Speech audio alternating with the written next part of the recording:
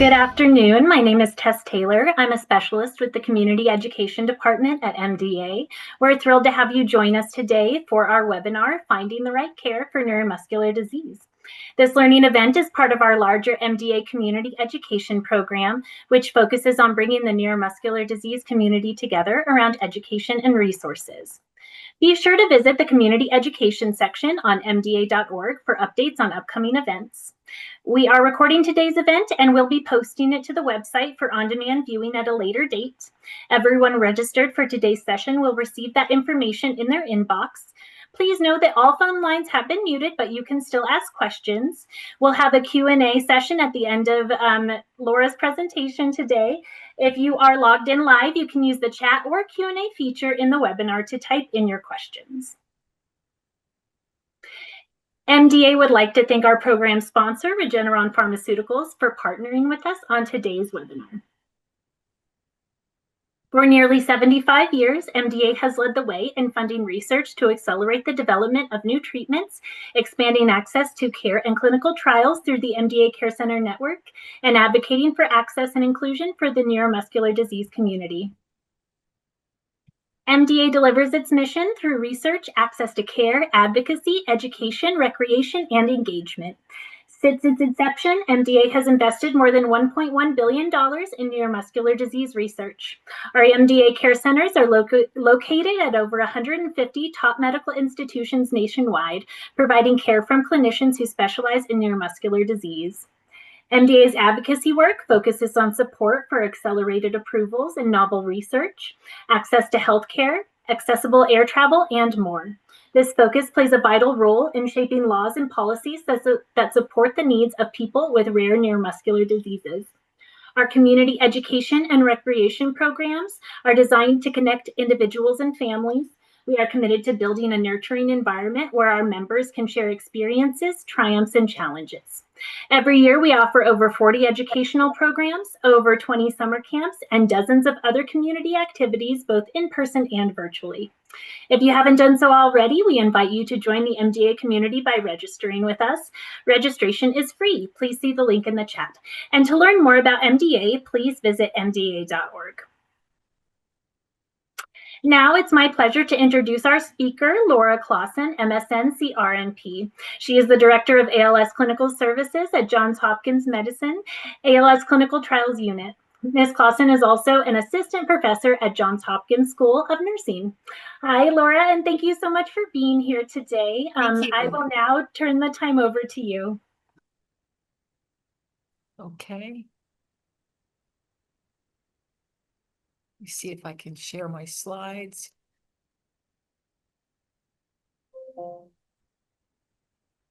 Okay. Well, welcome.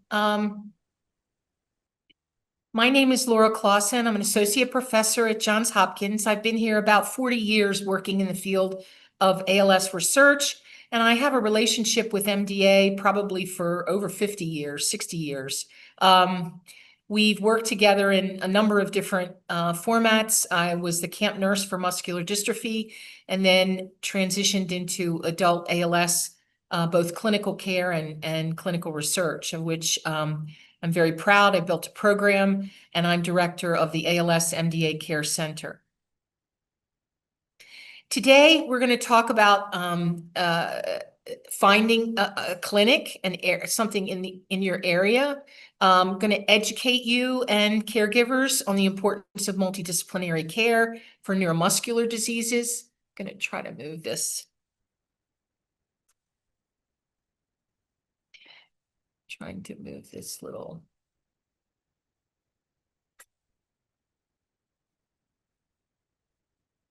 I'm sorry. And the role of specialists in the treatment and management. Provide some guidance on how to find and access neuromuscular care centers and understand the insurance considerations and advocate for your the right care for you. I hope to provide some practical strategies to communicate effectively with healthcare providers and make informed decisions about treatment options.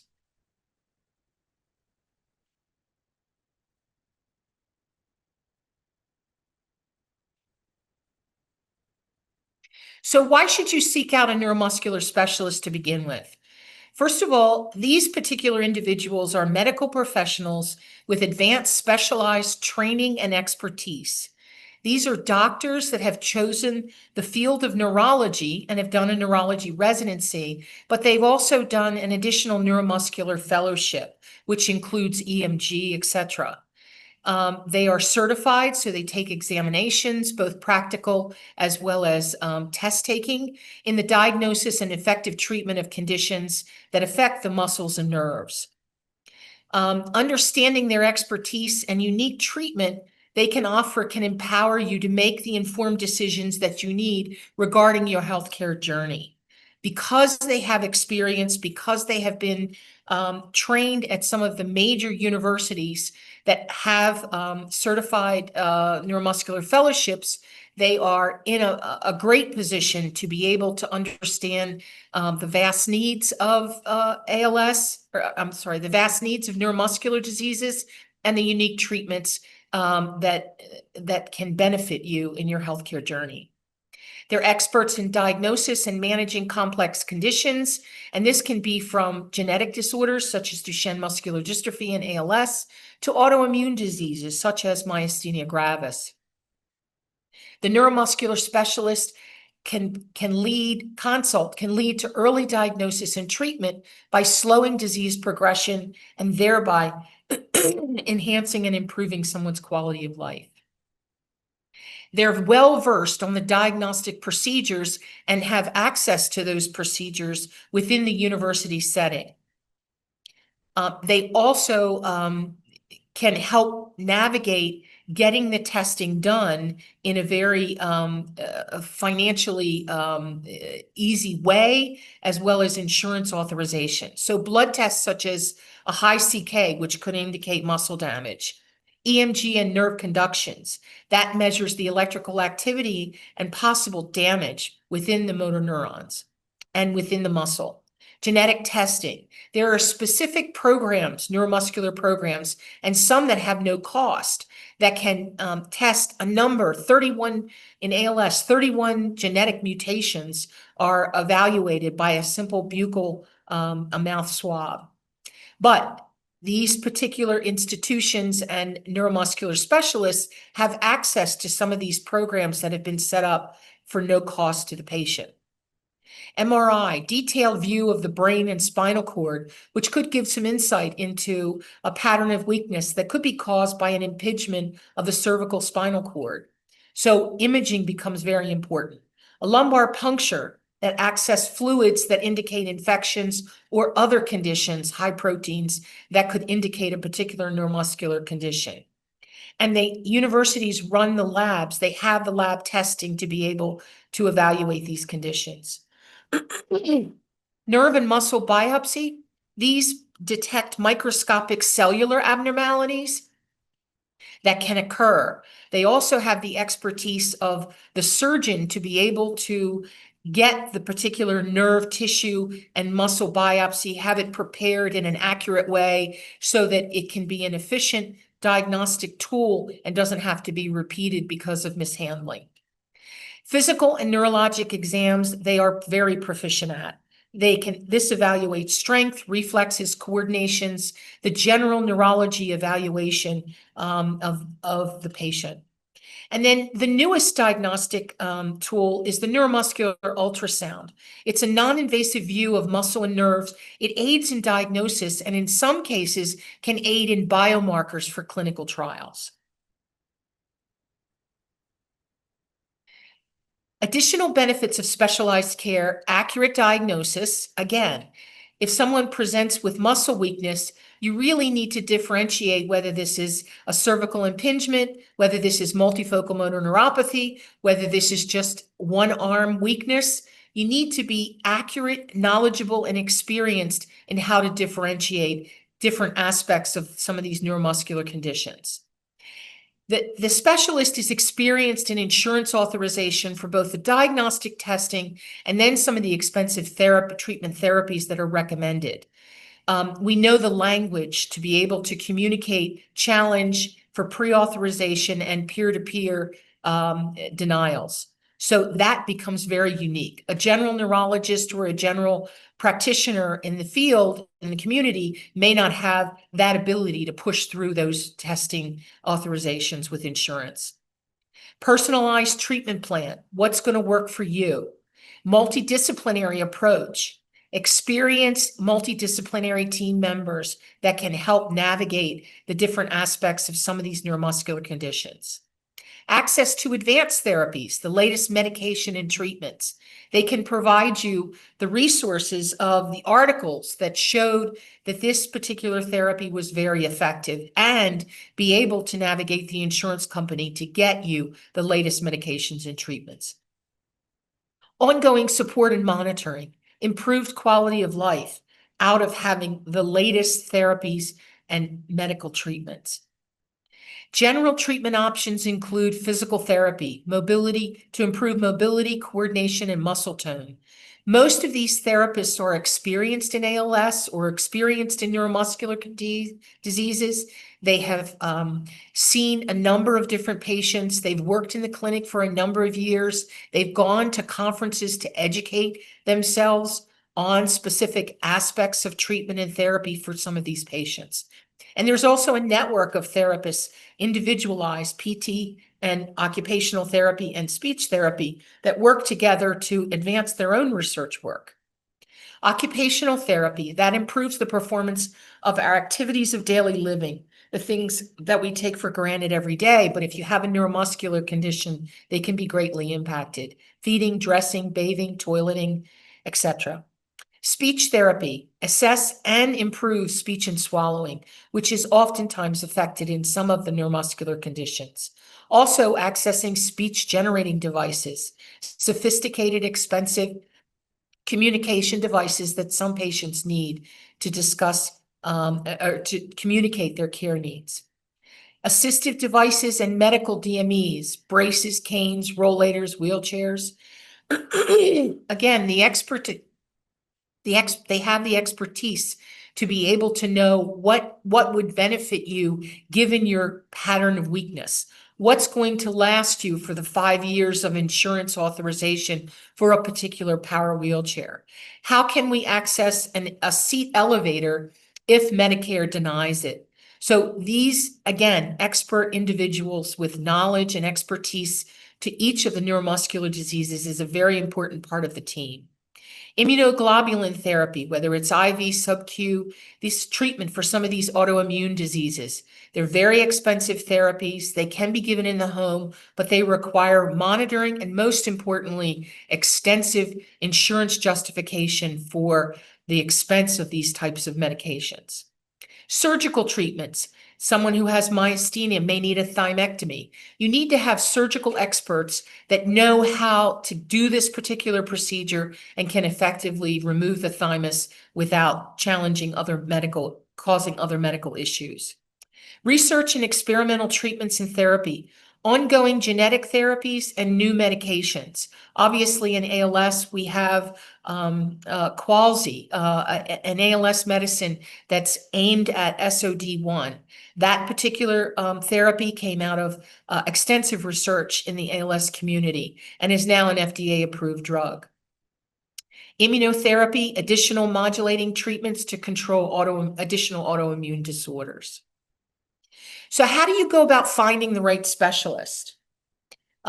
Major universities with medical schools and research centers would be the first line, I would say, to begin investigating whether they have a neuromuscular division.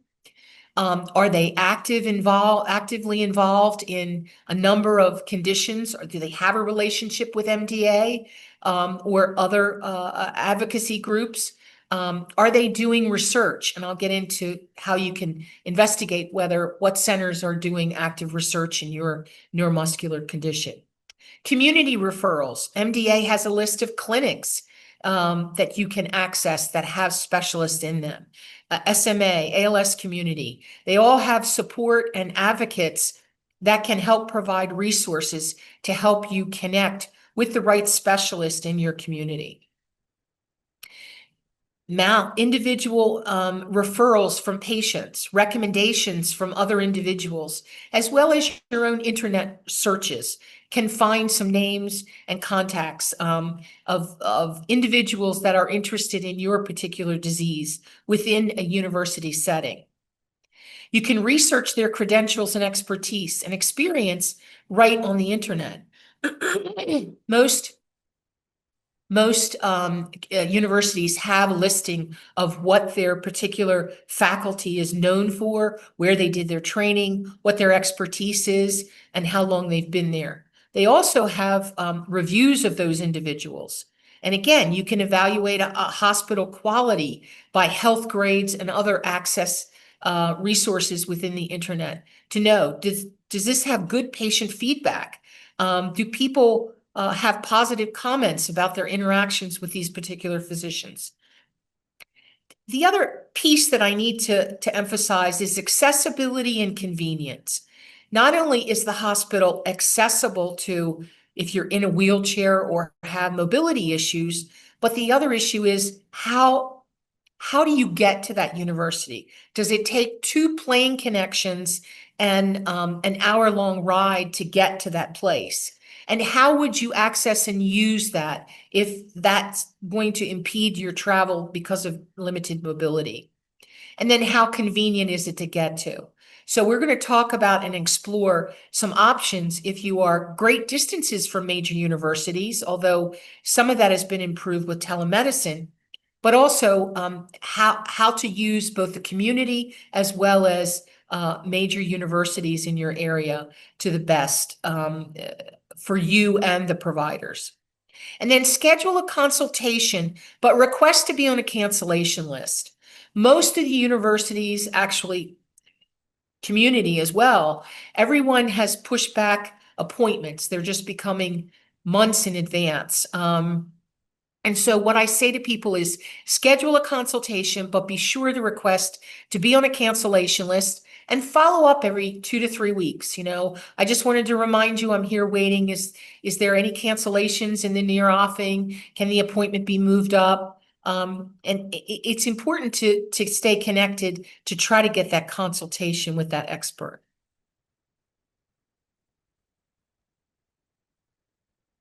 So what's the patient and family advice when dealing with a neuromuscular diagnosis? I say education and networking, using resources both available to you in the home, available to you in the community, other individuals that can help share their experience and tell you maybe some tools that worked for them to be able to get in and get evaluated by a neuromuscular specialist. Who do they like? Did they switch providers, and was that improving the communication? Be willing to accept help and not be alone in this journey. There are a lot of resources and people, it's my experience that individuals with similar diagnoses like to help each other and offer some of their solutions so that you're not reinventing the wheel. Be sure to take family members with you to clinic appointments, both to make notes and to connect with providers so that they can get their questions answered and maybe ask some questions that you might not have thought of. Express your feelings and emotions related to a new neuromuscular diagnosis to your team members as well as your family. They need to know some of the challenges that you're facing, and they may, again, have answers or resources, social work, psychiatrist, or even support groups that could help you navigate this new diagnosis. You need to assemble your home team, and that includes family, friends, disease advocates, experienced specific experts that can actually help you navigate the medical system. It's not an easy system to navigate, but there are people that can help you, and most importantly, your family and friends that can that are in this to try to help you get the best care that you can. And finally, a recommendation of assembling a medical notebook so that all your medical records, insurance, symptom diary, everything is accessible within that medical notebook, and it's available for everyone to see. Access your EMR for appointments, questions, test results.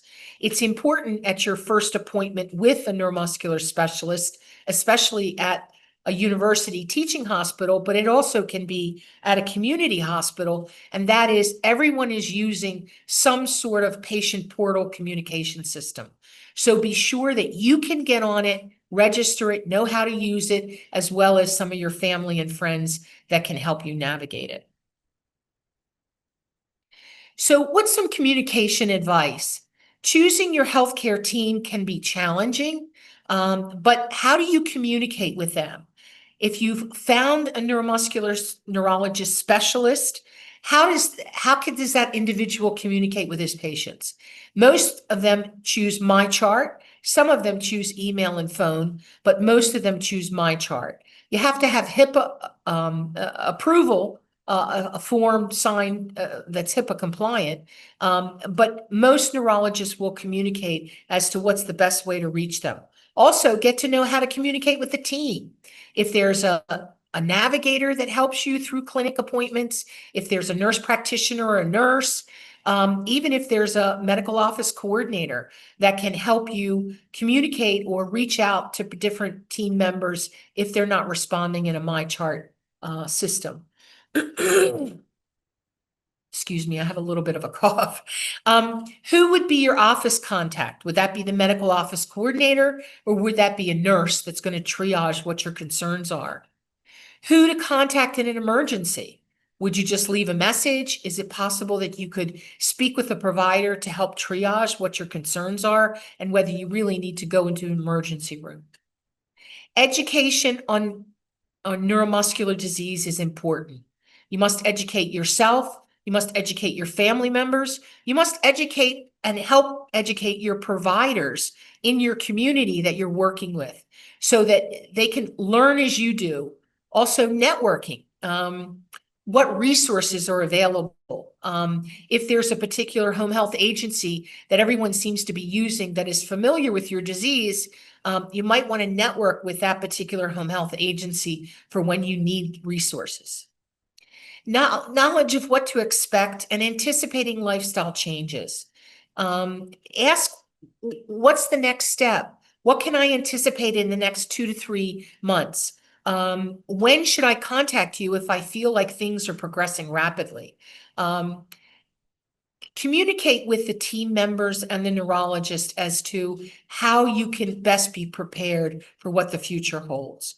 And then most importantly, seek out neuromuscular support groups and advocacy diagnostic groups. There's a number of very strong advocacy groups that can also help you navigate and understand and educate yourself on the disease process and how to be prepared for next steps.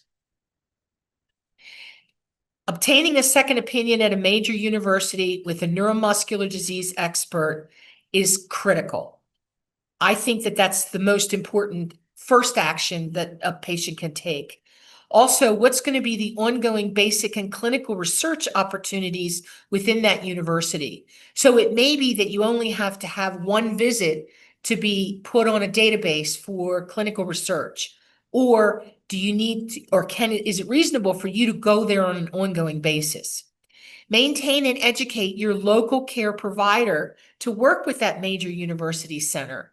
If you had a community neurologist, whether that be in a hospital or a neurologic center, that's local to you that you can easily access and is convenient, will that provider help you navigate the major university center so that your visits there are limited? And again, for much of treatments, sometimes they can be very helpful.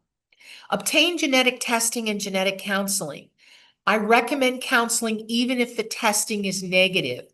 It's an opportunity for education about the disease process so that you and your family can be prepared for possible future involvement, even if your testing is negative. Again, it's an educational resource I strongly recommend, even if the test is negative, to take advantage of.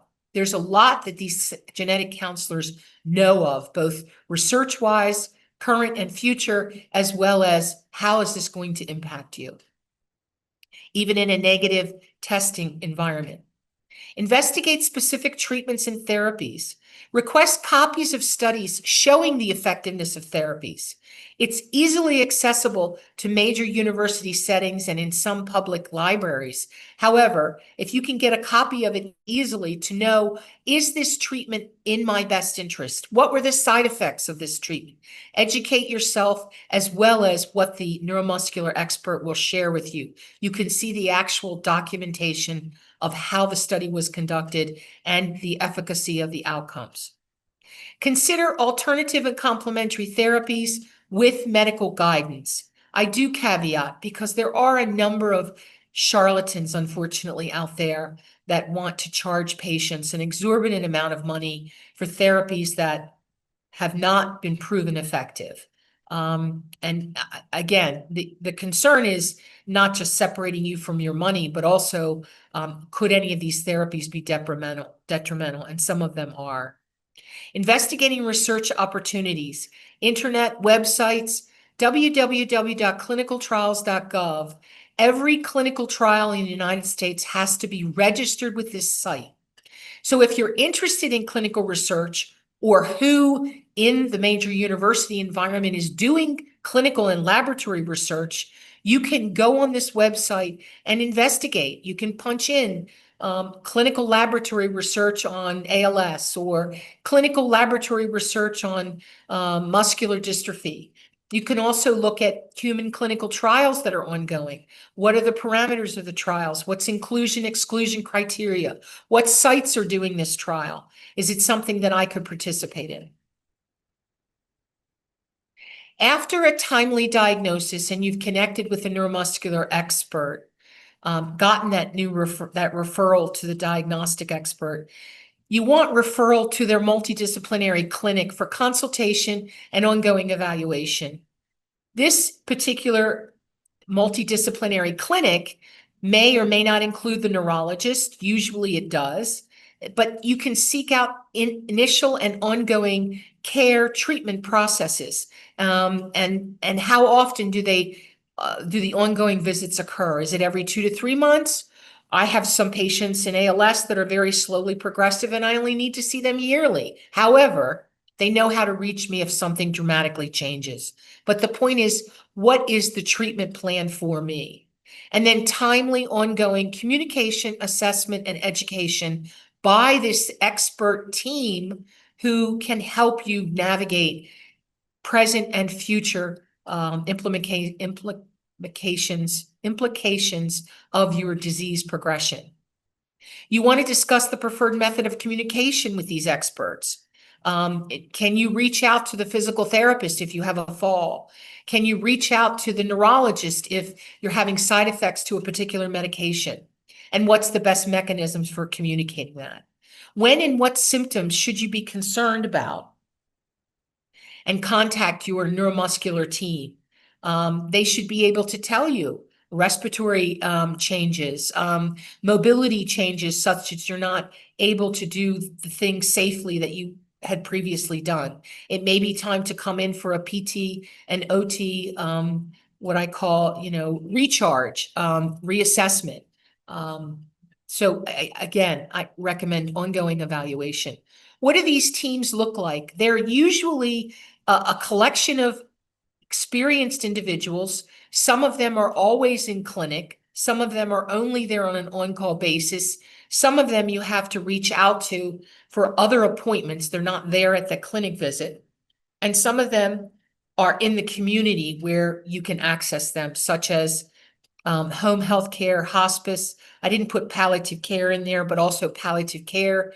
Whereas the core staff of PTOT, speech and language pathologists, as well as a physician or nurse clinician, should be in the community team that you're working with at the major university settings. Or if you're going to a community hospital, they would have a group of individuals or have individuals in the community that they can refer you to that have experience in your neuromuscular disease. Referral to local disease support groups and disease advocates is an important community resource I cannot emphasize enough. Disease-specific community organizations are important. And again, I want you to think broadly about this. I've been to a number of support groups, both caregiver and patients, but I've also started interacting with the local community at some of the senior center meetings. They're not necessarily topics specifically on neuromuscular disease, but they are topics about dementia. They are topics about mobility. They are topics about hospice, who presents, specific issues of how to get a hospice referral. So, and they're local communities that you can access easily and begin networking so you have support that you can reach out to. So again, I would recommend some of these senior community programs as well. Most of the patient caregiver support groups now are virtual, so that they're easy to access and very helpful with suggestions, recommendations, things that have worked for them, who they see in the community, both as a neuromuscular expert and or as a primary care provider. Encourage access to informational sites on the internet. You want to continue to provide education to both you as a patient as well as your family members. New information, new resources, new tools are always being developed.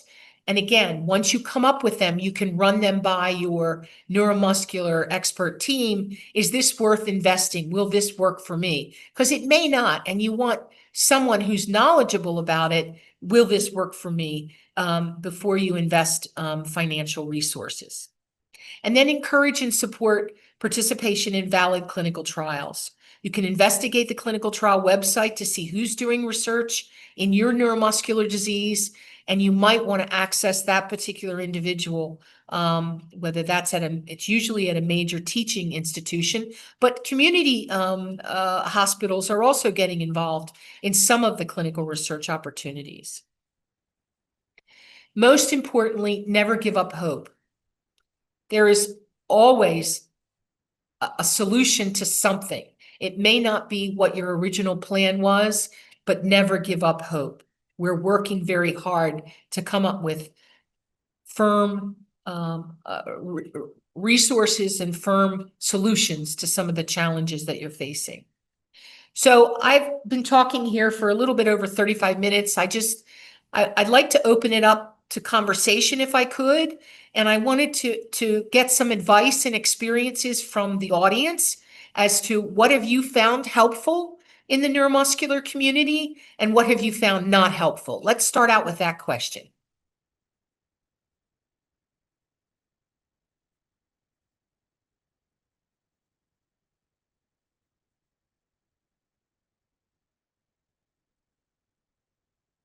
I'll give you a few minutes to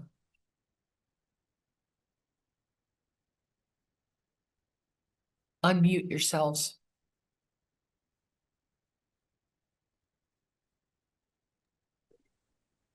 So Laura, the audience won't be able to unmute themselves, but I can field you the comments from the chat if that would be helpful. Okay, let me run through these questions real quick just to stimulate some thoughts or other questions. Have you assembled a home team?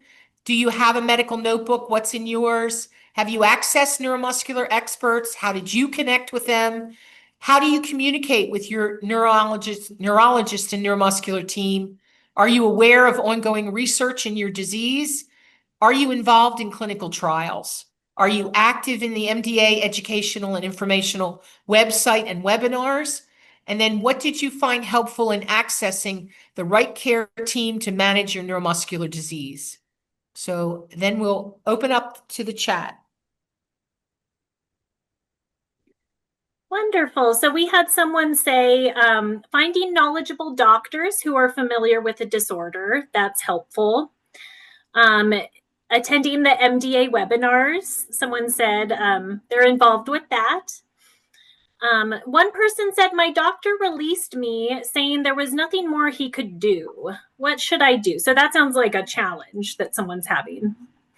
Yeah, I'm not sure why that was their statement. However, that means that that's not the right doctor for you. So hopefully he referred you to another neuromuscular disease expert in the disease that you have. And if not, then I would go back to the community of either the teaching hospital or the community hospital through one of the MDA clinic websites and see if you could not access someone that can provide you ongoing care. I mean, even in the cases of myasthenia gravis that can be stabilized, it's important that you be followed for a number of different reasons. It's a resource if you need surgery. It's a resource for ongoing maintenance and management, as well as assessment. So I would seek out another neuromuscular expert in your disease entity through perhaps one of the MDA Care Center websites. Thank you. So someone also said they have a folder that they keep all of their information in, and that's very helpful. Someone said a challenge they had, I reached out to the local MDA clinic doctor, but received no replies. When I actually got an appointment, they canceled it because I have my own insurance. So insurance challenges, definitely an issue. Yeah, I would, yeah, unfortunately, Hopkins right now is not taking United Healthcare. So I think the insurance landscape is changing rapidly. There should be someone, whether it's at the major university or within the community, that has some neurologic, at least neurologic experience that can accept your insurance and can help you communicate with the major teaching hospital to see if there's any new therapies or if they could be guided in managing your particular disease entity within the community. So again, the landscape of insurance changes rapidly. I usually recommend to my patients that they not do an Advantage plan and that they generally do straight Medicare. They can get a supplemental through a number of different secondary insurance policy options, but straight Medicare oftentimes is accepted at most centers. So that's something to consider as well. Great, thank you. We have this other sentiment that's come up in the chat, and it also came up in registration as well, of this having a neurologist tell you you have neuromuscular disease, but they can't find a genetic reason, they can't find an autoimmune cause, so they feel like they're in this no man's land and feel like they don't have a group they belong to, which can make it hard to find care. Absolutely. So genetics are changing rapidly. One of the things I would recommend to consider, I'm not sure where this person lives, but National Institutes of Health has a neuromuscular group that is doing genetic profiling, and they may have some unique genetic testing that's not available to others. So it might be worth investigating the National Institutes of Health under neuromuscular conditions to see if you could be evaluated and a genetic, comprehensive genetic testing be considered so that you could come up with a diagnosis. Whether you can remain at NIH for treatment will determine on the actual genetic diagnosis. I actually have a couple patients who were followed with a form of motor neuron disease. They never, for whatever reason, got genetic testing. When we did genetic testing, we could not find any mutation. So we, again, just kept following them as motor neuron disease to get them the resources and support that they needed, with the understanding that as new genetic mutations are identified, that we would retest them to consider if they fall into one of the new mutation categories. So NIH may be an option to you to further investigate your condition. Great, thank you. So we had another comment I wanted to mention. We travel out of state to an MDA university clinic, and our provider there works closely with our local team. Also, we have a local rare disease patient group for not just muscular dystrophy, so there's a lot of help and advice on doctors and things like that. But we have common, even through different diseases. So that sounds like a positive, a success that someone's had, which is great. Well, and again, this person did not limit themselves to just neuromuscular conditions. They followed rare diseases. So again, I would take a broad stroke as far as support groups, advocacy groups, and educational groups, because you certainly could benefit from some of their successes, treatment options, and just a general advice on living. Great. Thank you. So we have a lot of comments coming into the chat, which is great. I'm just trying to go through. So if I missed your comment, I promise I'm filtering through and everything. We're just going a little out of order here. So one person in the chat said MDA and ALS Association webinars or support groups are excellent. For ALS, the ALS Association Nexus conference was excellent. They do it yearly and it has in-person and online options for participation. So it was nice to meet other people living with ALS, caregivers and experts, and so valuable to interact face to face. Also very supportive to interact with people going through the same thing as me. Very good. So we've had a few questions come in about physical therapy. So, and a lot of folks seem to have trouble finding a physical therapist that can work with someone who has neuromuscular disease. Do you have any guidance on finding a PT and how someone would go about that? Yes. So there is a website for physical therapists. The website is the Community of Physical Therapists, but your local community therapist or team therapist should be able to help you find one. We try to find therapists in the community that have neurologic expertise. They don't have to have worked with ALS before, but for example, but they have the knowledge base of neurology. And so Parkinson's, for example, is a neurologic condition that a lot of physical therapists work with. So we actually reach out to try to find, and sometimes I just pick up the phone and call around. I need a physical therapist that has neurologic training, neuroscience training. Do you have one on staff, or can you refer me to one?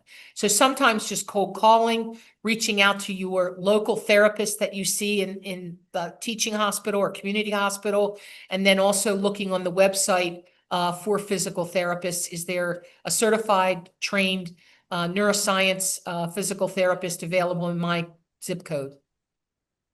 Great, thank you. So I have another question from the chat. This is a great question. What is the likelihood of creating a comprehensive care team for adult neuromuscular patients? I'm at Hopkins, but my annual visit is only with my neurologist. She's great, and I see a PT twice a week on my own, but a comprehensive care team is lacking. So I end up going to a lot of separate appointments. So do you know any way to kind of create this cohesion of a care team for not just children, but for adults? So, yes, there should be, and I can look into this, physical therapists and occupational therapists at minimum. And sometimes you can even coordinate that through the rehab department that have experience in your particular adult neuromuscular disease. So even if they cannot be seen comprehensively within that physician visit, that they can be seen through the rehab department as both an occupational and physical therapist. Speech therapists are a little bit harder to come by. We have one here that has vast experience in neurologic diseases. Her name is Donna Tippett. I recommend her. That's usually a separate evaluation, but she does do telemedicine. Again, you can ask your neurologist to place a referral to coordinate with her. That wouldn't be it doesn't have to be an in-person appointment. It can be a telemedicine appointment. And then PT and OT, you could be seen in the rehab department. I'm not sure where the adult neuromuscular group is going. It may just be that they have not been able to access rehab specialists to come into their site. Again, these therapists are working in the hospital, in the pediatric centers, as well as many as they can in the clinics.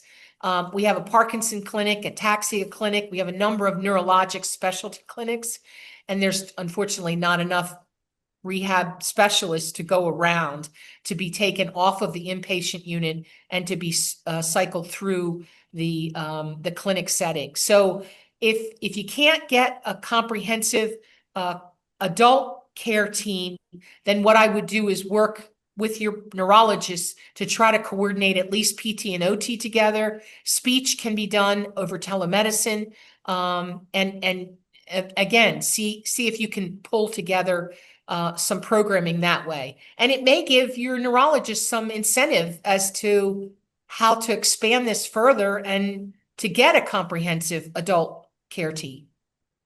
Wonderful, thanks. We have a couple more comments to your prompts in the chat.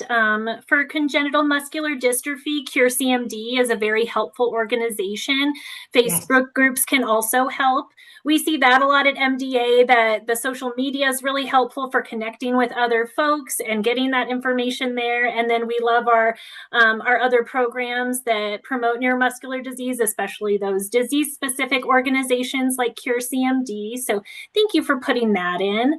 One person said, as far as medical records, most of my medical records are in my chart. Is AI the best way to read through all the records and extract and summarize relevant information so I can put that into a medical notebook? How do I know if my doctor has read through all the pages of my medical history? Well, you can ask on clinic exams when you see them. Were you able to access the records that I had uploaded into Epic? I recommend having a paper document of your clinic visits, as well as any medical testing, any genetic testing. You need the actual result. These online patient portals are very nice, but they're like any technology. There's always the concern that something could get lost or deleted. If you have it in a paper medical record ongoingly, it's accessible to you, to your home care team, for example, if you need to access home therapy. And so these records would be accessible. So I recommend actually printing out your clinic records, your testing, your genetic testing, any referrals that are made, so that you have them organized, your insurance organized in a medical binder so that it's available to you.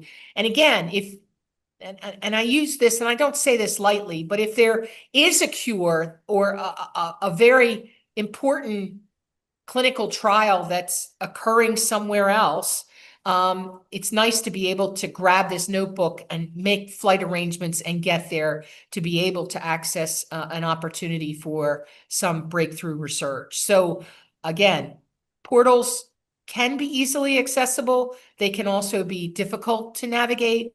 And so I recommend a paper 3-ring binder, the old medical team booklet, so that everyone would have access to your records. Great, thank you. So let's see if there were any other questions. One question that did come up quite a bit, and I will field this to you in case you have any input. Do you know of any resources for folks besides MDA that can get them resources for medical equipment, grants, or other things like that? MDA does have a new medical equipment grant, and we'll put that information in the chat a few times for folks. But do you know of any other resources that people could reach out to? Yeah, again, sort of like everything, I'm not too proud of VFW, firehouses, churches, community centers. There's a number of different, just putting it out on either Facebook or Instagram that, you're interested in a particular piece of equipment. A lot of patient families give away equipment that they no longer need as long as you go and pick it up.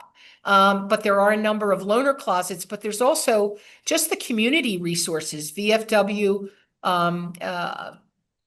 churches, and community centers that have equipment that they're willing to give out. And then just ask your clinic, do you know of anybody that has equipment that they want to get rid of? I had a woman that sent me 20 pages of equipment that almost was brand new, Sometimes I can accept the equipment and send it back out. Space has become an issue, so I usually try to connect the patient directly with whoever's donating it. But you'd be surprised what, people want to give away. And so don't limit yourself just to the larger organizations, reach out to them. The Department of Aging in Baltimore has a loaner closet system. There's a number of different resources, but look at your local community and then just put it out on a community bulletin board. Does anyone have any medical equipment? I'm looking for this or that or whatever. Yeah, absolutely.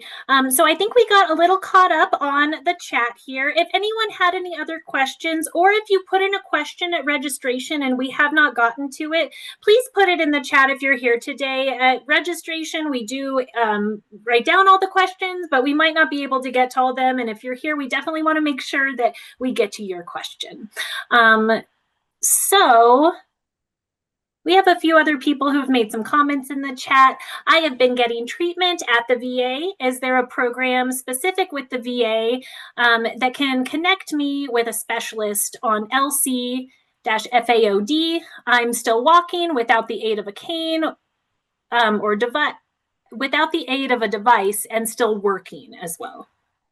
So the VA has a number of community and teaching hospitals that they do work with, neuromuscular specialists in particular, because they do share or they request records from us. So again, they should be able to help you connect with a teaching hospital that the VA has worked with in the past.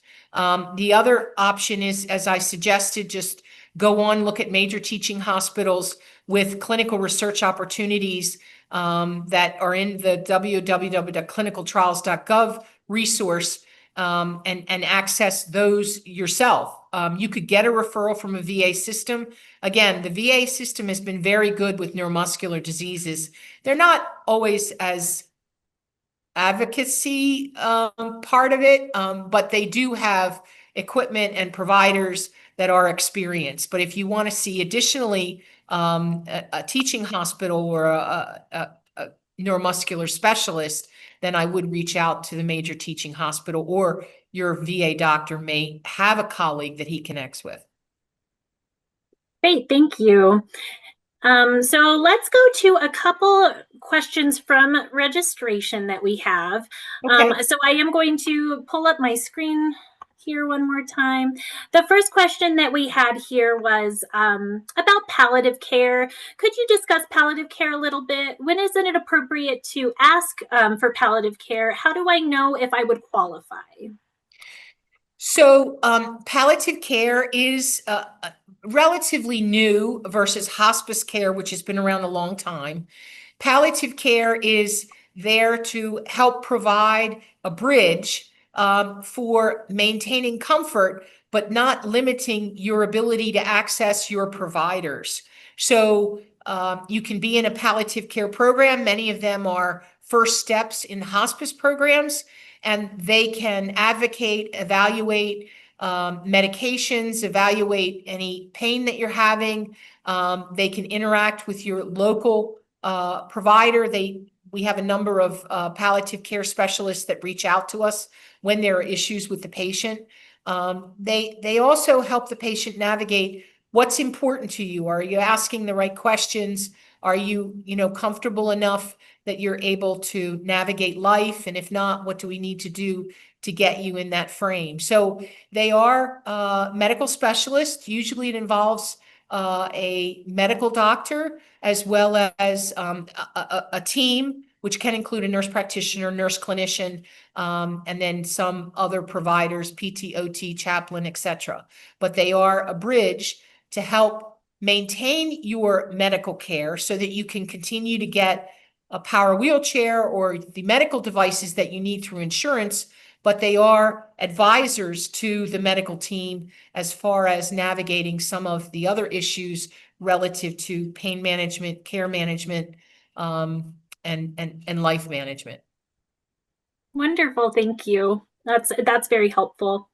Another person asked, I'm relocating to a new city. What's the best way to find highly rated doctors or new doctors who know about neuromuscular disease? So again, I would look at the major teaching hospitals in that area. I would start there and investigate who has neuromuscular experience, who are the providers there.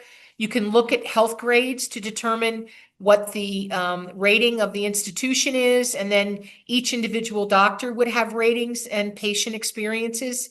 And then navigate your community, your MDA community, your advocacy community, any patients that you know of that ever connected with this neuromuscular group. I would start out with a teaching hospital just so you can get comprehensive care, and then have them help you access a local community for accessibility and convenience if you can't get to that teaching institution on an ongoing basis. Great, thank you. And on that note, we did have a question at registration. What is the difference between a teaching hospital and another hospital, a regular hospital or a community hospital maybe? So a teaching hospital has a medical school. They often are involved actively in major research, NIH and FDA. So they're large institutions that's responsibility for teaching the physicians and the neurology experts of tomorrow. They have certification programs, et cetera, so that they're based with the latest research information and standards of care. Community hospitals are smaller. Generally, they have a smaller team of providers. Their neurologists are usually general, broad neurologists that deal with all general neurology, stroke, Parkinson's, ALS, neuromuscular diseases as well. They're not necessarily having experts in the field with clinical research and clinical standards of care, but they are sometimes very caring individuals that can sort of provide a bridge or support for a patient in a major university setting, whereas the teaching hospital, you may get a different resident or fellow each time that you visit, and it may not be as continuity, although you should have an attending that is the same. So they offer different responses. The community hospital is there for the community in a general sense of general care. The teaching hospital's responsibility is primarily educating the physicians and staff of tomorrow, as well as clinical research, bench science research, and helping navigate the standards of care for tomorrow, as well as research breakthroughs. Wonderful, thanks so much. Well, I'm actually not seeing any more questions in the chat, so I think that we will wrap up for now, unless anyone has any other questions. I just want to conclude by thanking MDA for this opportunity to speak to you. I so enjoy the community of MDA patients and families. I learn something every time I speak, and it's been a community that I've been attached to a long time. Thank you so much for your attention. And if you've learned anything, hopefully you've taken away 1 to 3 things from this particular webinar that you found helpful. Thank you for your attention. Wonderful. Thank you so much, Laura. This was a wonderful presentation and a great conversation with the community too, where we could get some questions answered and have that feedback. So thank you so much again. We really appreciate your time and your support, your great support of the MDA community. We sincerely appreciate it. Thank you. Thanks so much. Take care. Thanks.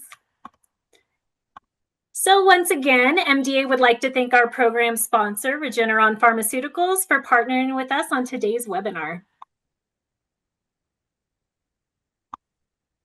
This year marks MDA's 75th anniversary. This milestone has been made possible by generations of dedicated support from people living with rare neuromuscular disease, their families, researchers, clinicians, volunteers, and donors who boldly drive our mission forward. As we look ahead, we remain committed to honoring this legacy, building on the impact we've made together, and continuing our momentum towards transformative progress for people living with neuromuscular disorders. To learn more, visit MDA75.org. Last but not least, we again invite you to join the MDA community. Joining is free and will help you stay up to date on our programs as well as on the latest research. Please scan the QR code with your smartphone or visit the link in the chat. And I will leave that QR code up for just a moment because I've been told before I scroll too fast. But again, before we conclude, I just want to thank you again for taking the time to meet with us today. I again want to thank Lora Clawson for sharing her time with us. And this will conclude today's webinar. I hope this was informative and that you'll join us again at our next program. Thank you so much and have a nice day.